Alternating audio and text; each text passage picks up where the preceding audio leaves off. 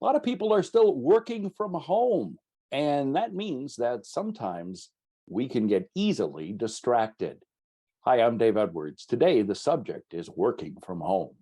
Now, more than 1 in 10 millennials admitted in a recent survey that they can easily get distracted by playing video games during the workday. And 1 in 5 boomers said, yeah, they do laundry during the weekday. Other distractions include watching TV, cooking, running errands, doing laundry, childcare, watching movies, and cleaning. Get this, the video game industry in 2020 increased by 9% over 2019. How can you deal with distractions and still be productive while working from home?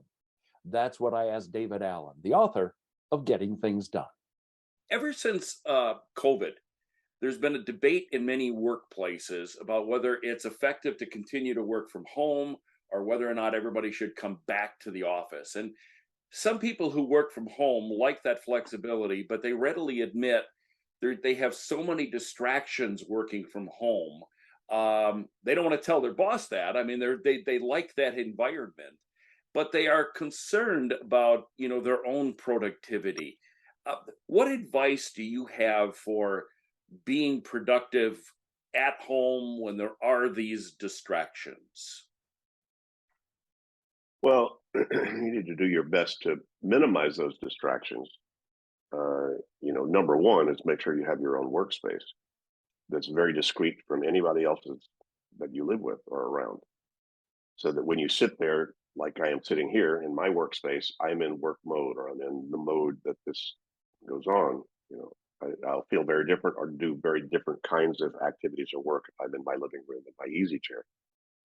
It's very different. So when I sit here, I've created a context where this is kind of my work context. And so I think people need to make sure they have that. And frankly, a lot of people decided to renovate their home because they realized, wow, I like working from home and I need a better home office. And so they look around and they go, this doesn't quite work right. Let me do this, let me do that, let me do that. So, that's one way to do it. Another way is to renegotiate with family or people that you live with. Hey guys, when I'm sitting here, I'm in work mode. When I leave here, we can play with the dog. I can play with the kids or whatever. But when I'm here, can I have that? Obviously, if you have a door, you can close. That helps. But that's, I just say make sure you have a good work environment that at home. Now, come on, I've worked from, I've I've had my, I've not made any distinction between personal and professional, and I've worked, essentially out of my own personal office space for 40 years. And any digital nomads do the same thing. Wherever they are, they just sit down. And so, even building your own personal systems so that they work even when you're mobile. If you're moving around, you're on a train, you're on a plane, whatever, you need to have your own workspace that you can create, that you can sort of portabilize, if you will, and to do that. I think once you have that done, then that's not so much an issue. I think a lot of the stress comes with that people aren't used to the freedom of not having a structure, like being in an office from 9 to 5 or 9 to 6 or whatever, or 8 to whatever they are, that then you can trust that's going to keep you focused. And without that, then a lot of people kind of freak out, like, oh my God, what do I do? So I don't have a really good answer to that other than you need to figure that out. But I think That that is, you raise a really valid point there, that some people can work in a noisy coffee shop and be just as productive, whereas other people need more structure. What we're seeing, however, are employers now trying to impose a corporate standard, whereas employees are saying, "No, I can work just as well as home." And so maybe the real answer is how we measure the success of employees. yeah, well, it puts a lot of managers at task of saying, are you hiring people to sit there and look like they're busy? Or are you hiring people for what they're producing? Mhm. So, as you know, that's a, those are not the same thing, Right. and so, you know, so what it's probably done is increase the necessity for people to clarify roles and accountabilities. What's my role here? Accountabilities being the key. Why am I being invited to this Zoom meeting?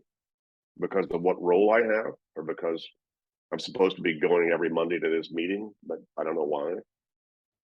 So I think it's making people a lot more conscious about the nature of their work on a day-to-day basis, and why am I doing this, and is this on purpose for me and or the company or the group of people I'm engaged with?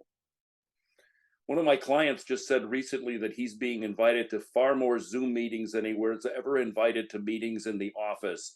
And he's really having to get tough about that, saying, I'm not needed here. I'm not going to join. Yeah.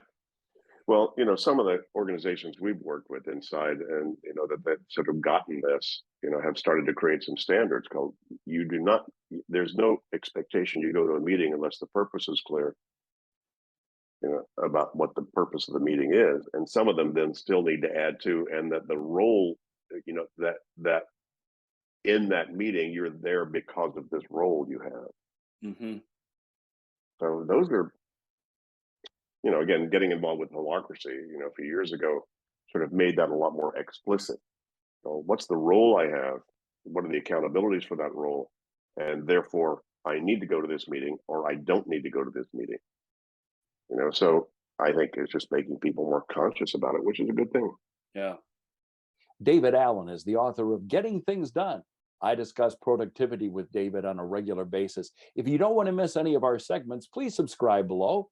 And if you have any questions for David, post them below or email them to me at daveedwards@outlook.com.